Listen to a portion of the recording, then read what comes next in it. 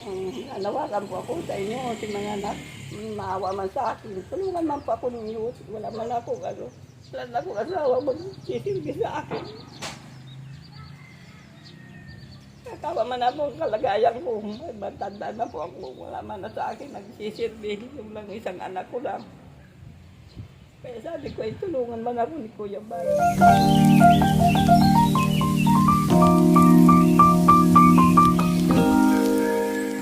Hello po mga Kalingap, ayan pa-support po ng bagong Kalingap.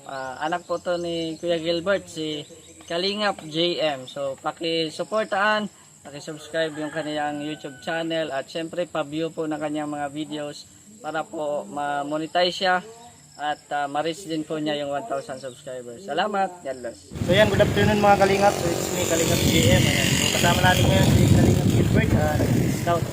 Sama-sama tayo boring sa bahay. Ayan. Sama-sama tayo kay Kalingap Gilbert. Nag-scout siya ngayon nandun sa dulo. Dito kami ngayon sa barangay Mercedes. Dito na lang kayo mga Kalingap. Abangan nyo na lang. Dito bibigyan natin ng tulong. Approximately 10 hours later.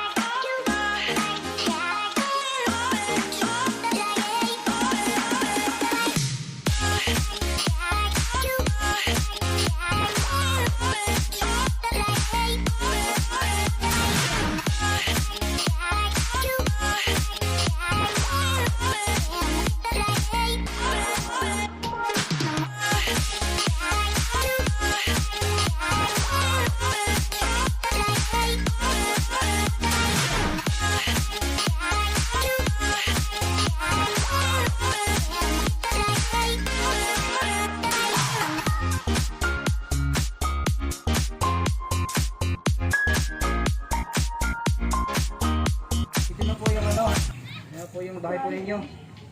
Yun yun. May manangani na. At meron po nagkapagsabi na puntan ka daw po kaya pinuntan ka po namin. Kami po yung mga supporter po ng Team Kalingap. Nandito po kami para bisitahin po yung bahay ninyo. Yung manangani. Ito na po yung nanay yung bahay ninyo. Yung nanay, dati nagpahali nga niya kung kapitana. Ito, takot si Binauhan. Pakitagalog po nanay. Pinalis ako ni kapitana dito. Katapos ako si Binauhan. Pinaggiba yung bahay ko doon sa kabila doon.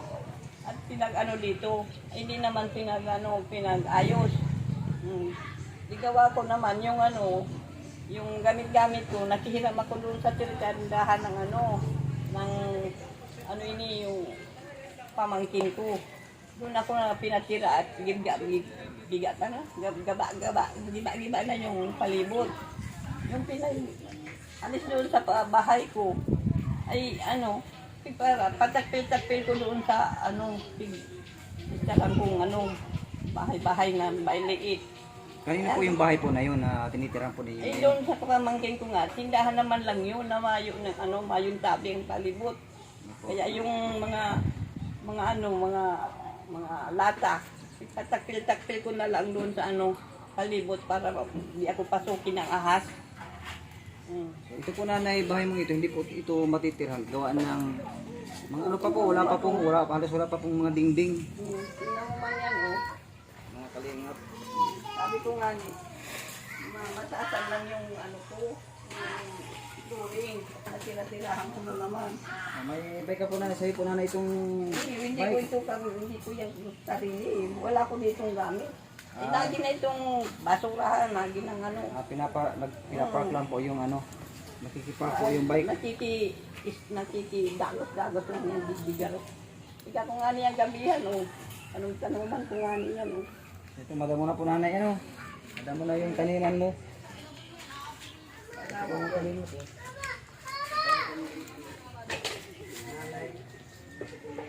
Yan ang gawa ng mga bata siguro yan. Ay, kakawa naman sa buhay ko. Sabi ko doon sa ano paano na ako makatira nito? Wala akong bahay na ay doon man sa ano eh. Anak ko ba yung magtitira doon? Kaya sabi ko doon sa kay Mayo, saan naman po ako maghihiga yan? Pag lalatagan na lang daw ng plywood. Sabi ko, maputik ito, matubig. Sabi ko, pag nalata yung Pag nabulok po yung mabulok yung yung plywood, saan ako maghihiga? Sa putik, sa tubig. Ilang taon ka na po, nanay? 77 na ako. May asawa po? Wala na. Wala na rin po. Wala na akong asawa. Kaya kakaawa naman sabi ko doon kay Kapitanay. Sabi ko, kung alin si matanda na.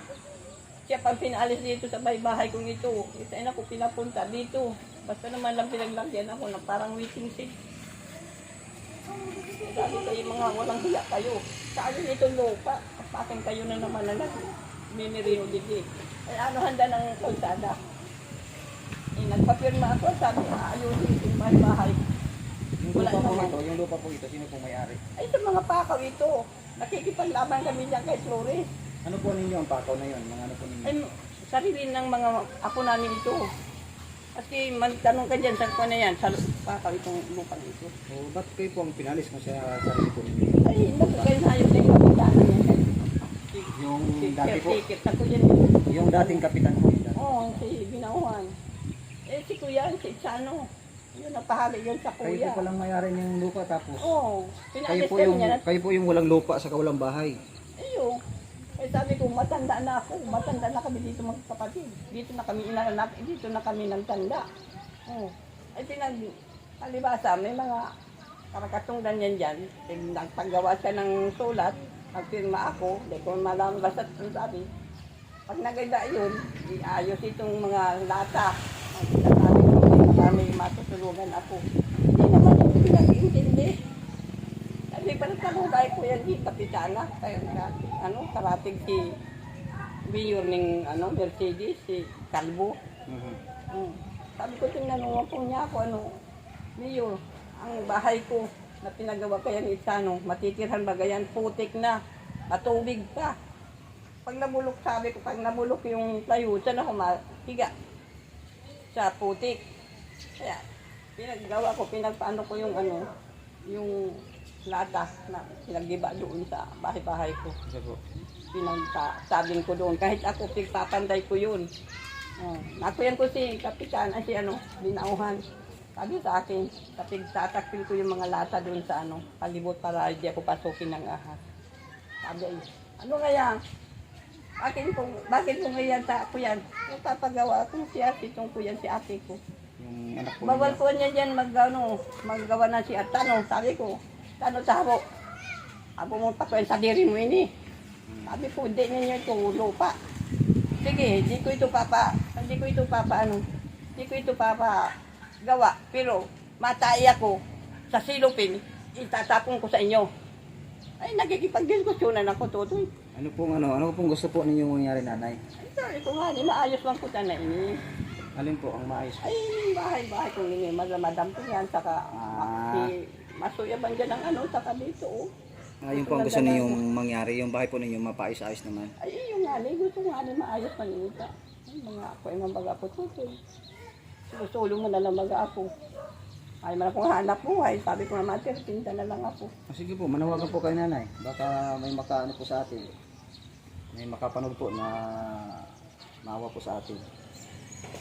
Nanawagan po ako sa inyo, si mga anak, maawa man sa akin. Tulungan man po ako ninyo, wala man ako, wala na akong asawa magsisilbi sa akin.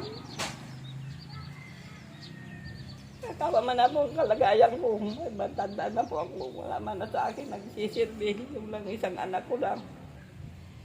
Kaya sabi ko, tulungan man ako ni Kuya Bal. Ayaw man ako tutoy yung hanap buhay. Hindi man ako nakakapagupit-gupit na daw tayo. Kuya, yan, malabo ng mata mo.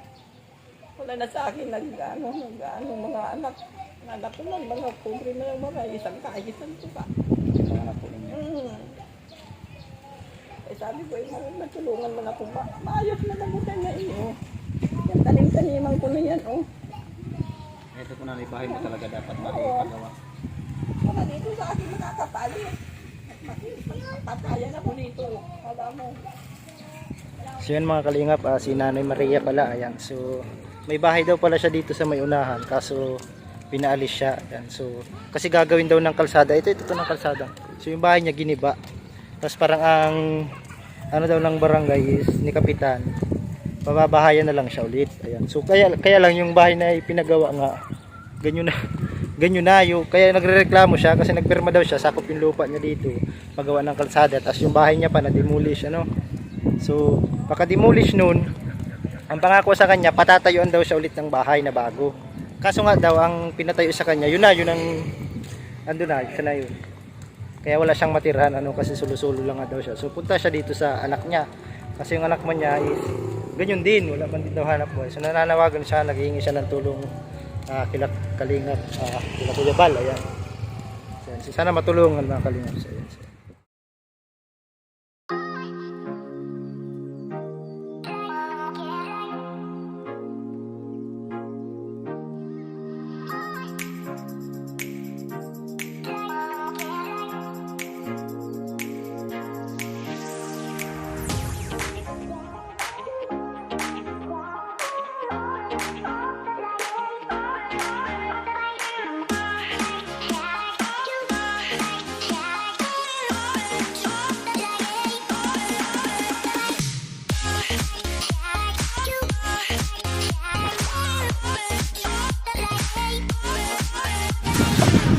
So ayan, papunta na si Nanay Maria sa sa bahay niya. Ayan si Nanay.